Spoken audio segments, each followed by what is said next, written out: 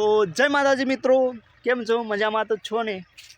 તો મારો પરિચય આપું, કેમ કે આ મારો ફર્સ્ટ બ્લોગ છે, તો મારો પરિચય આપું છું. તો મારું નામ જીગર કુમાર દોલાજી. તો હું ક્યાં રહું છું? તો ગાંધીનગર જિલ્લાના આવેલું બોરિયા હરિપુરા ગામ, જે ગાંધીનગરથી ચિલોડા આવે, ચિલોડાથી લગભગ 8-1 કિલોમીટર આપણે બોરિયા હરિપુરા ગામ થાય છે.